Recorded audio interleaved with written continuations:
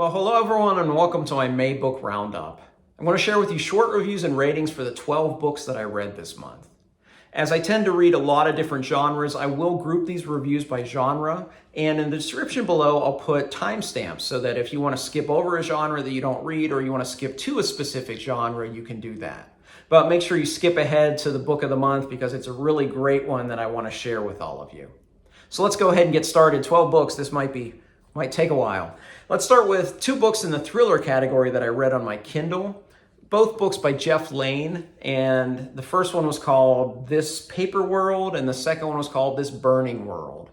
The thing the two books had in common, and you can tell by the titles, they are linked. They are part of a series. I don't know if there's future installments planned, but This Paper World started with a college kid named Jim who discovers he has some kinds of powers, and that he's potentially part of this ages-long battle between good and evil if he decides to join the battle, because the people that have these powers always have a choice.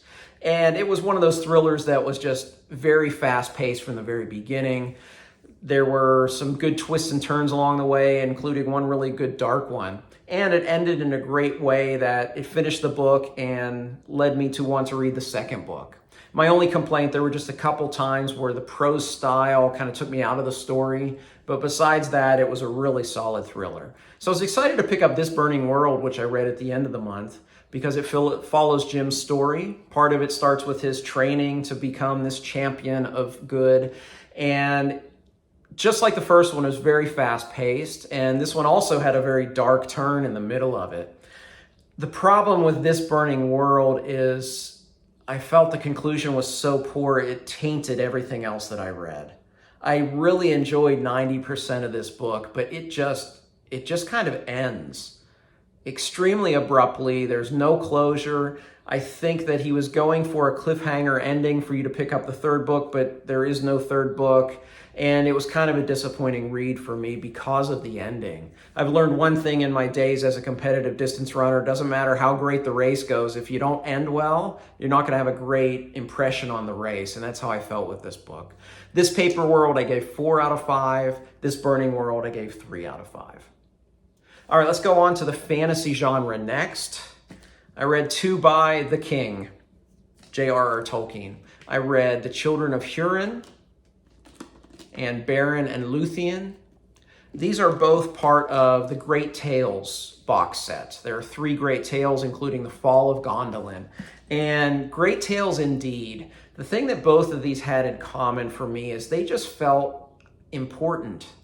And that may seem weird, but it just felt like this was important things that I was reading. It almost felt to me like I was reading like a work of Greek mythology that that for hundreds of years, this was some people's belief systems, these stories. And that's what I felt. These were just so rich. Now, these were not finished and published by J.R.R. Tolkien. His son Christopher pulled both of these books together, as well as everything else that came after the elder Tolkien's passing. But even so, he does a great job in compiling these stories and giving you these great tales. The Children of Hurin is probably the more compelling read of the two because it is one continuous prose narrative. Even if it's considered one of the least finished stories that Tolkien wrote, it is a complete narrative, so it was just easy to be entirely immersed in this story. What I found really interesting is that the main protagonist, which is one of the Children of Hurin, I didn't like. And I don't know if in a lot of classic fantasy that was something that was common, where you have a protagonist that's not likable. So I found that very intriguing. Beren and Luthien is a story that I knew from the Silmarillion. In fact, it was one of my favorite portions of the Silmarillion. This story of an elf and a human falling in love, the star-crossed lovers, Tolkien style. And it was such a memorable tale in Silmarillion. What's most interesting about this is because Christopher Tolkien had to take this from various stages because the story was never completely done. You get a lot of different glimpses about how the story evolved, how it changed along the way, while still giving you the grand perspective of the tale. This one was less of a compelling read, but the story itself is so great. This one was told sometimes in prose, sometimes in verse, and I enjoyed the verse just as much as the prose. So even if this one was not maybe as compelling from a narrative standpoint as The Children of Hurin, I enjoyed it just as equally. I gave both of these books 4 out of 5 stars. And the one thing that both of them just reinforced for me is just how incredibly done, incredibly rich the world of Middle-earth is depicted, because Tolkien took the time to write these stories and just develop this world in such a grand manner, even if they were really never meant to be published. Because you see that, and I always wonder why in The Lord of the Rings, it just feels so vivid as compared to so many other fictional universes. This is why he has dozens of volumes that were not necessarily meant to be published, just so he could have this very, very rich world to place his stories. And I just have even more admiration for J.R.R. Tolkien, having read these 2 great tales. My other fantasy read this month was the next book series that I planned on reading, and that is The Poppy War by R.F. Kuang. This is the first of a trilogy. This is a Chinese-inspired fantasy. So if you're somewhat new to the channel, you may not know that as much as I talk about the fantasy genre quite a bit, I took about a 15-year break from reading the fantasy genre, almost 20 years. Really from about 2002 to about 2017, I didn't read much new fantasy. I was getting into classics, I was reading other genres, and now I'm back and I'm catching up for lost time. And one of the things that I've enjoyed most in reading modern fantasy is how it just totally subverts your expectations. The Poppy War starts as a coming-of-age tale of Rin, who is a poor girl, an orphan that lives with her adopted family. She's in a southern province. They don't have a lot of money, and she's just trying to get out. And the way that she can get out is by doing well enough on this test to get entrance into this elite military academy. So when she gets to this academy, this is a coming-of-age tale about Rin. And the fish out of water trope is prevalent here. She's from the South, she's rural, she's poor, she's dark-skinned, she's a girl. All of these things play into her feeling ostracized and feeling very different in this environment. And it's a coming-of-age tale with Rin, but it does not go the direction that you would expect. And by the end, it was one of those wow moments. I really enjoyed this first book of this trilogy. I cannot wait to read the rest of it next month and to see where this story goes. But I really enjoyed The Poppy War. I gave it 4.5 out of 5. Okay, let's go to science fiction next. First one to talk about is Shadow Puppets by Orson Scott Card. Now, I already gave a full review of this one. I didn't like this one a whole lot. Unfortunately, it's the 3rd book of the Ender Shadow series. I like the first 2 books a lot. This one, the characterization was just poorly done. The plotting was poorly done. It lacked the thematic depth of the previous installments. Didn't like it a lot. If you want to hear me talk about it more, it's mostly negative. I called it my first rant review. I'll leave a link up here and in the description below to see my review on Shadow Puppets. But I gave Shadow Puppets by Orson Scott Card 2.5 out of 5. My other work of science fiction this month is a short story collection by Isaac Asimov entitled Nightfall and Other Stories. And this one I did enjoy for the most part, even if it reinforced for me that as many short stories as Asimov wrote in his lifetime, that's really not his strength.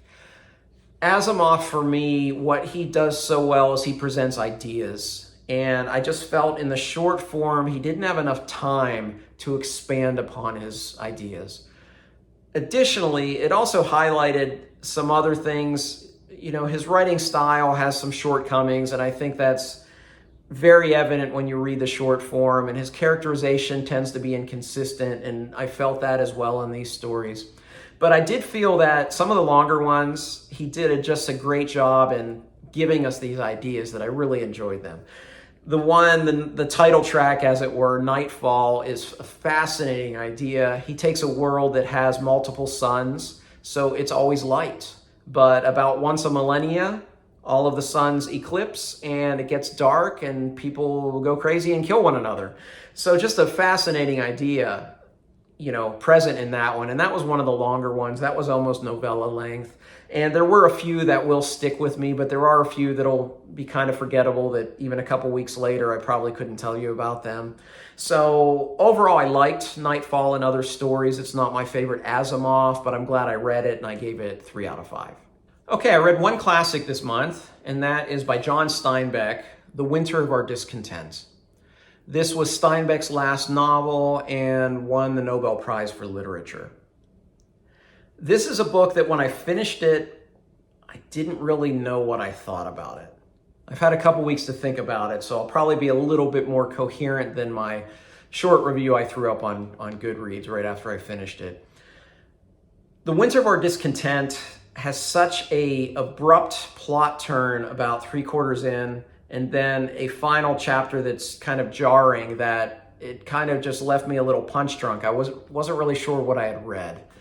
But as I've had time to let this kind of percolate and I've had time to think about the thematic elements, I think I understand what Steinbeck was talking about a bit more in this story. This book follows a man named Ethan, and it's set in 1960 when this was published. And he's a proud 10th generation American, and I think all of him and his sons and his elders all had the same name. And he went bankrupt, and he now works in the grocery store that he used to own. He's a clerk, and he's working for an immigrant. And there are thoughts of immigration in here, the theme of kind of white entitlement, although it's not blatantly portrayed in here. The more I think about it, that is something that is, very much is a big part of the subtext in this book. And unfortunately, that's something that occurs today as well. So that's something I think about. There's also in here his relationship with his kids, and he starts to see the younger generation may have different values than him. But you also see Ethan struggling with all of this, and you see him as, kind of a nice guy. In fact, everyone calls him a nice guy. And then you see some other things that you maybe wonder if he is this nice guy. And there's just a lot in here. I still haven't totally unpacked it all, but there are some deeper themes. I find it very thought-provoking work by Steinbeck that I'll continue to think about. So ask me in a month what I think about this, and I might have an even clearer view. But I did really enjoy this work by Steinbeck. The Winter of Our Discontent, I gave a 4.5 out of 5. Okay, on to some magical realism. I read the Gwendy trilogy by Stephen King and Richard Chizmar last month. And this was pretty uneven. I was overall more disappointed than I had hoped. Anytime I read something by Stephen King, my expectations are sky high. They shouldn't be. It should be even keel for every book, but I'm sorry. I love King. He's one of my favorite authors. I'm always going to expect the best of him. This isn't the best of him, but let me talk about each book. The first one is Gwendy's Button Box, and this is just a novella by King and Chizmar. And I really like the setup of this one because it starts with a young girl, and she was climbing these steps, and she meets the guy on the cover with a hat, and he presents her with this gift of this button box that has these very strange powers. And it's typical King at the start. You're probably going to see a little bit of a coming-of-age tale. You have a young protagonist. He writes children so well, but it didn't really go anywhere. In fact, I didn't like the ending at all. I felt that there was so much more potential to this story that had such a great setup. It kind of reminded me of Sleeping Beauties by Stephen King, which 2/3 through that book, I thought that it was going to be the greatest feminist novel ever written. And then he took a left turn and turned it into a bad, pulpy B movie. It was just horribly done ending. This one's maybe not as horribly done as that one, but it was a disappointing ending. I gave Gwendy's Button Box 2.5 out of 5. Now, the second book is Gwendy's Magic Feather by Richard Chizmar. So King didn't have any hand in this one. This is a short novel. I love the cover. I just love the art and the blues and yellows. Didn't love the novel. Love the cover, didn't love the novel. It kind of builds upon the first book, but in very minor way. It mostly just revisits some of the ideas of the first book, but doesn't really go anywhere. And in many ways, I think it showed that Chizmar, you can tell he's a short story writer and not the longer form because I felt that the prose was more dense, but it didn't give you anything other than just flowery descriptions of things. So second book, I was disappointed once again. I gave Gwendy's Magic Feather 2.5 out of 5. So I hoped that Gwendy's Final Task, this short novel by both King and Chismar, would redeem what I didn't like about the first book, and it did. It went a very much different direction. What I did like about the three Gwendy's books is that you find her in different stages of her life. You know, she's a child in the first one, she's an adult in the second one, and then she's a much older adult, like in her 60s in this third one. And in many ways, this is maybe King's only science fiction tale. And I love that. It made me just think, I want Stephen King to write some science fiction because I really enjoyed the setting of this one. But this one also had some great characters. And then conceptually, I thought just the whole story had a trajectory that was compelling. And there were some deeper themes. There's one really great theme that's addressed in here that I can't even touch upon because it would spoil one of the joys of this book in reading about this concept. But I enjoyed Gwendy's Final Task. I gave it a 4 out of 5. Now, the series as a whole, I would say that unless you are a completionist and you have to read everything King's written, like me, I think you can skip them and you wouldn't miss much. Or at a bare minimum, read a synopsis of the first two and read Gwendy's Final Task, which I can give a favorable rating. Okay, and that leads me into my book of the month, 1Q84 by Haruki Murakami. Now, this is considered by many Murakami's magnum opus, and at almost 1,200 pages, yeah, I can see why this is considered that. Two things about Murakami. One, he's hard to review without giving away spoilers. And two, one of the joys of reading Murakami for me is not knowing anything about what I'm about to read. Because when it's revealed, it's always just very magical. You could put this in the magical realism category. But you could also say, I always call it magical surrealism, because there are often just some very surreal aspects of his storytelling. So with those two things in mind, I want to be as vague as I can while telling you, how much I love this book and want you to read it. One thing I always find in reading works by Haruki Murakami is that I open a page and I read, and then I look up and it's 2 hours later. There are very few authors that totally immerse me in their stories. Murakami is one of those. Immersive, mesmerizing, enthralling, compelling, riveting, all of those adjectives for me describe the way that his stories unfold. And I find it remarkable that he doesn't have a singular translator, that he has several translators that translate his works into English. So I think that just reinforces how great this is in Japanese, that all these translators can pretty much get it right every time.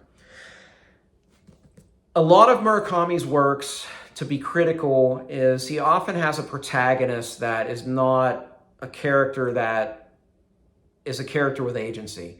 They are often a protagonist that just kind of sits there and lets the action happen around them. Well, there are dual protagonists in this story, and neither of them are of that type. So I really enjoyed that aspect of it, because having read 12 or 13 works by Murakami, when I see the same kind of protagonist, it just kind of get a little banal for me. But these two protagonists were fantastic. And you find out the one in the very first chapter, whoa, this is a protagonist that makes things happen rather than allows things to happen around her. So I enjoyed that aspect of it. Additionally, the first 2/3 to 3/4 of this book, you have the two protagonists in totally different stories, and it's one chapter with each. So it made the plotting and pacing really great, especially when one of the stories was a little less compelling.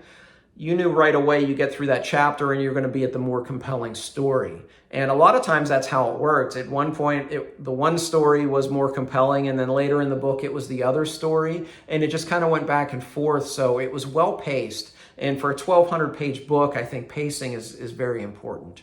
But if you know by the title, 1Q84 is a riff, a very conscious riff on George Orwell's 1984. And it addresses some of the topics in that book very consciously, because this is set in 1984.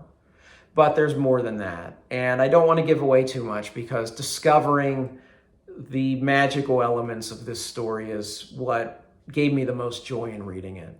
And I was about 200 pages from the end. I was getting nervous that it wasn't going to end well, and it ended just perfectly.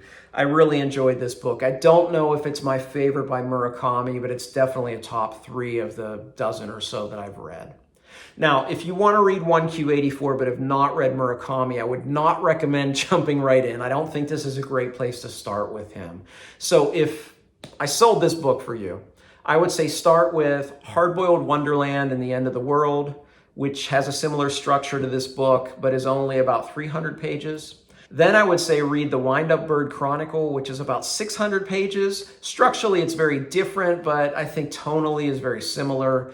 And I think if you enjoy both of those books, you can pick up 1Q84 and enjoy it as much as I did. So 1Q84 by Haruki Murakami is my book of the month, May 2022. Easy 5 out of 5. All right, well, here's the part of the video where I usually give you a TBR, but I started shooting TBR videos. So if you missed that, I'll link that in the description below where you can see 10 things that I may or may not read next month. But if you want to interact with me, I would love to talk with you in the comments section if you've read any of these books, or even just tell me something great that you read in May. I love getting recommendations from all of you. If you want to interact with me more, I'd love to talk with you on Twitter and Goodreads. I have my information down there below. As always, thank you for watching. Until next time, goodbye.